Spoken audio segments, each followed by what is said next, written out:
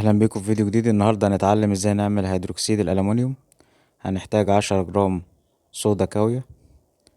دي المادة الاولى اللي هتتفاعل مع سلك الومنيوم عشان نطلع هيدروكسيد الالومنيوم وهيدروجين. هناخد ال10 جرام على جنب وهنصب لهم 200 ملي ماء عشان ندوبهم كويس. بعد كده نفضل نقلب لحد ما كل قشور الصودا تدوب. المحلول ده كاوي للجلد وخطر جدا في حالة ملامسة العين. اغسل المنطقة اللي يتلامس معاها المحلول بالماء الجاري، وافضل اغسل لحد ما تحسش بأي حرقان، وما تحطش اي مادة كيماوية عشان تعادل تأثير الصودا، لانك هتخلي الوضع اسوأ. المادة التانية معانا اللي هنضيفها، هنحط كمية مساوية للصودا من سلك الألمونيوم.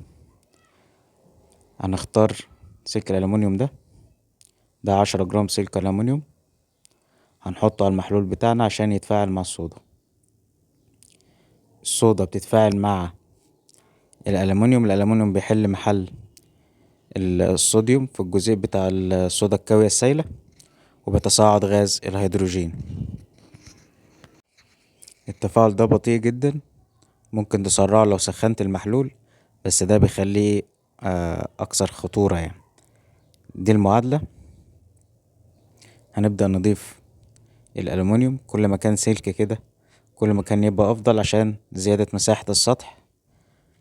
هتلاحظ أول ما بتضيفه إن هو بيبدأ يبيض المية بسبب تصاعد غاز الهيدروجين.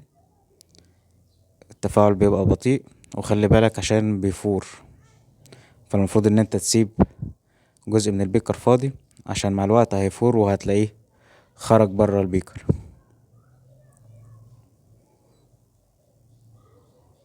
نديله تقليبة خفيفة بس كده، كل ما بتقلب السايل كل ما يجي سايل جديد حوالين السلك فيتفاعل معاه أفضل. فلو قلبت طبعا هتسرع التفاعل، لو سخنت هتسرع التفاعل. ادي الشكل من الجنب. هتلاحظ ان تصاعد غاز الهيدروجين بيعمل ابيضاد للمحلول، وبتلاقي فيه بقليل او فقاعات على وش السائل، وده من قريب.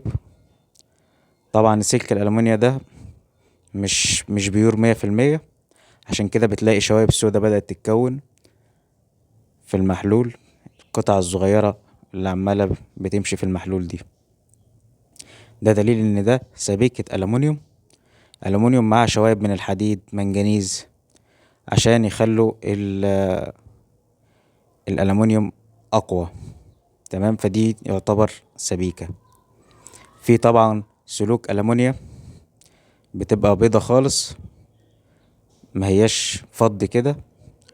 فالسلوك البيضة خالص دي اللي هي شديدة البياض دي بتبقى السبيكة بتاعتها ألمونيا صافي، فعشان كده ما بيبقاش فيها نسبة الشوائب دي. بيبقى فيها شوائب برضه بس مش بنفس النسبة دي او مش بنفس الشكل ده. فالسلوك الألمونيوم بتختلف، كل ما كنت بيور في الألمونيوم كل ما التفاعل يمشي أحسن، والمنتج يبقى أكثر نقاوة وبيميل للابيضات.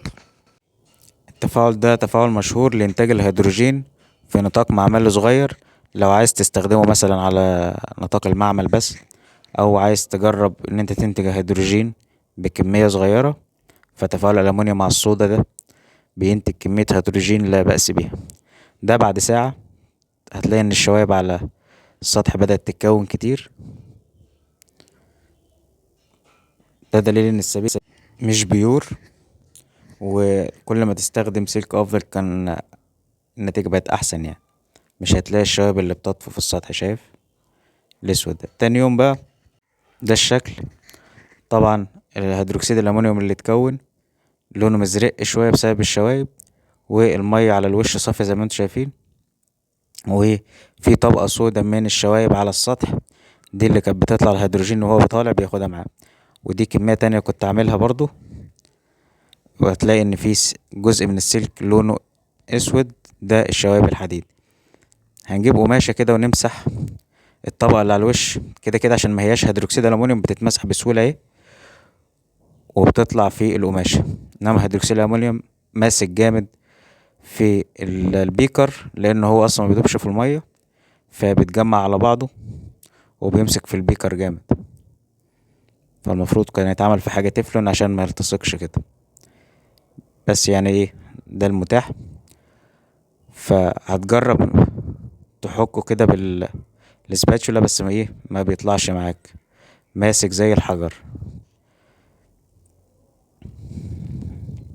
مفروض ان هو مادة غروية، بس ساعة ما بيتجمع على بعضه بيمسك قوي جدا، عشان خاطر المواد الغروية اللي زي دي بتبقى ناعمة جدا في المحلول، فلما بتتجمع على بعضيها بتمسك زي الأسمنت. تركيب الأسمنت أصلا ممكن يتحط فيه بعض أنواع الهيدروكسيدات مع السيليكات عشان خاطر يشد صلابة الأسمنت. فعشان نفكها هنسخن، بس لازم نحط مية. المية طبعا هتفكها واحدة واحدة، لأن سطح البيكر هيسخن جامد، والمية هتعمل فاصل ما بينه وبين هيدروكسيد الألمونيوم. بس لازم تكون التسخين من القعر جامد. طبعا ممكن البيكر يطرشق منك في حركة زي دي، بس ادينا بنجرب.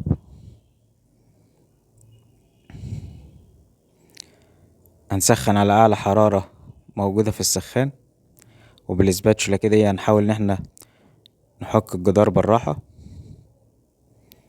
كده كده المادة دي ما تخافش عليها، ما هي ما بتدوبش في المية. فالمية اللي انا بحطها دي يا دوب ايه،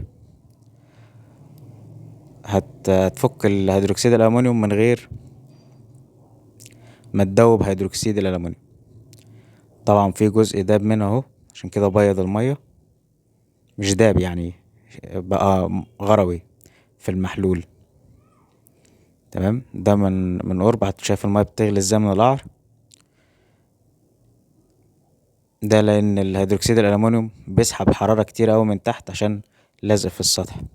انما بقليل المية دي معنى كده ان هو بدأ يفصل من السطح.